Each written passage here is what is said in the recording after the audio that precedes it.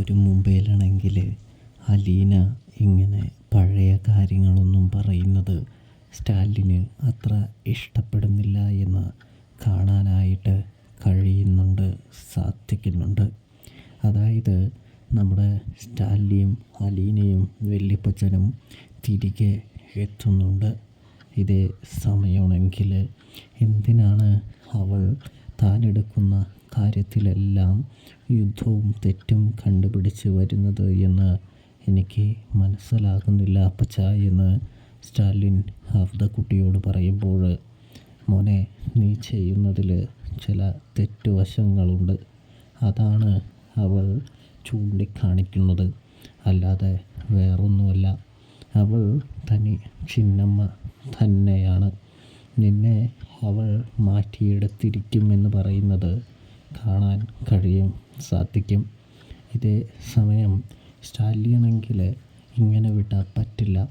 ഇത് തീർച്ചയായിട്ടും പറഞ്ഞ് മനസ്സിലാക്കി കൊടുക്കണമെന്ന് ഔദക്കുട്ടിയോട് പറയുമ്പോൾ, നീ എന്താണെന്ന് വെച്ചാൽ ചെയ്തോ, ഞാനില്ല അവളുടെ അടുത്തേക്ക് എന്ന് പറയുന്നു. ഇതേ സമയം സ്റ്റാലി അലീനയുടെ അടുത്തേക്ക് ചെല്ലുകയാണ്. ചെന്നിട്ട് പറയുന്നുണ്ട്, ഞാൻ പറയുകയും ചെയ്യുകയും ചെയ്യുന്ന എല്ലാത്തിലും എന്തിനാണ് നീ എതിര് നിൽക്കുന്നത്? എന്താണ് കാര്യം എന്ന് ചോദിക്കുന്നു. ഞാൻ എതിര് നിൽക്കുന്നതല്ല, തെറ്റ് കാണുമ്പോൾ പ്രതികരിക്കുന്നതാണ്. അല്ലാതെ എനിക്ക് പപ്പയോട് ദേഷ്യമോ വിരോധമോ വിദ്വേഷമോ ഉണ്ടായതുകൊണ്ടല്ല എന്ന് പറയുന്നത് കാണാം. ഇതേ സമയമാണെങ്കിൽ നമ്മുടെ അലീനയാണെങ്കിൽ വളർന്നു വന്ന സാഹചര്യമൊക്കെ പറയാനായിട്ട് തുടങ്ങുമ്പോൾ, എന്തിനാണ് എപ്പോഴും ഇത് തന്നെ ഇങ്ങനെ പറഞ്ഞുകൊണ്ടിരിക്കുന്നത്? എനിക്ക് കേട്ട് കേട്ട് വെറുപ്പായി തുടങ്ങി എന്ന് പറയുമ്പോൾ, എന്തിന് വെറുക്കണം? അതായത് ഞാൻ ജീവിച്ചത് ഒരു അനാഥാലയത്തിലല്ലേ.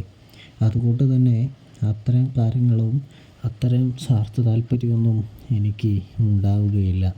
നിങ്ങൾ ചെയ്യുന്നത് നന്മയ്ക്ക് വേണ്ടിയൊന്നുമല്ല, നിങ്ങളുടെ സ്വയം താല്പര്യത്തിന് വേണ്ടിയാണ്. ഞാൻ ജീവിച്ചത് സ്നേഹത്തോടെയാണ്, സന്തോഷത്തോടെയാണ്.